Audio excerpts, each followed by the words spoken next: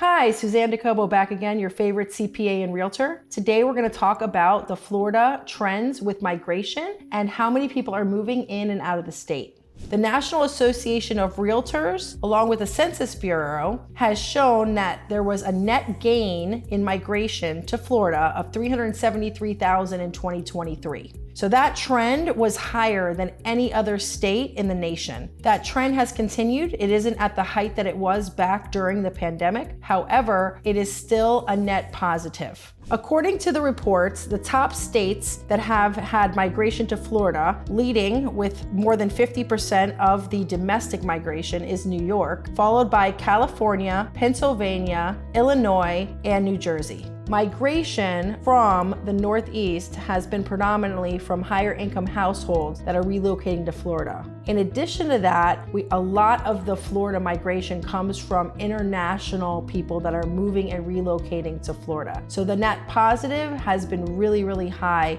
in the international migration community. Now, we also want to talk about the fact that we have people moving in Florida from one part of Florida to another. So we call that inland migration. There's a study that shows that people that have previously relocated to Florida may be relocating within the state. And actually, people that are in Florida are 50% more inclined to move within the state than to move out of state. So that's also very interesting in the dynamics that I just wanted to point out. So there has been, even though there's an uptick in migration overall into Florida, if you look at Miami-Dade County, for example, they've actually had a net negative in migration. So people are moving out of those areas. Also, people are moving away from the coastal cities, more to inland cities for, obviously savings on insurance, safer storms, and also there's a lot of infrastructure that is being developed in Central Florida, specifically the I-4 corridor, all kinds of restaurants, new developments, new construction communities. So there's a lot of opportunity for people that are moving into this area.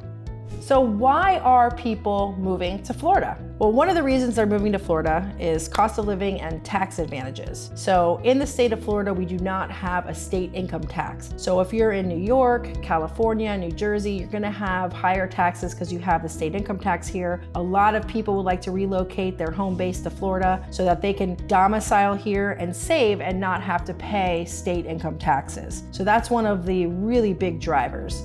Another reason that people are moving to Florida is climate and lifestyle. Even cats like Batman here loves living here, loves going out in the garden, and loves the hot and humid lifestyle. Doesn't like the cold weather too much. So just like the out-of-state people from New York who are tired of the snowstorms and tired of the cold weather, dealing with getting the snow off their cars and just obviously wanting a change in climate, Florida is a great sunny destination almost all year round.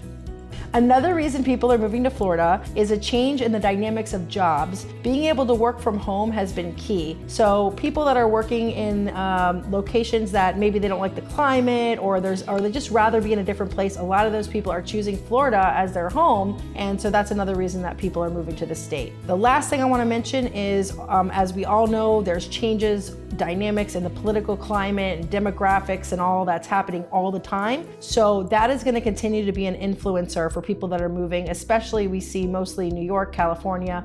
Those particular states are seeing a lot of migration trends outward, and a lot of those people are relocating to Florida. As we look forward into 2026, it's estimated that about 50,000 to 100,000 people will be migrating into Florida every year. Obviously, that's just an estimate. That number could go up, that number could go down, but there's opportunities there for both buyers and sellers. So for buyers, there is expected to be either 1% to 5%. I know that's a big range in growth in pricing going forward into 2026. So obviously there is options for you now. There's a lot of new construction and prices have come down from the highs where they were in 2022, so there's a lot of opportunity there. For sellers, there's an opportunity because there's a lot more buyers coming into this market and people that are interested in Florida. So obviously, if you price it right and you have a property in a good location, people are liking resort-style communities, or liking communities that have a lot of amenities or that are close to other things that have a little bit lower of insurance rates in general. And so obviously for sellers, if you are in one of those properties, you have a good opportunity when you have more buyers coming in to look. So if you want any more information on anything going on with immigration or anything else real estate related, please give us a call. We'd love to help you.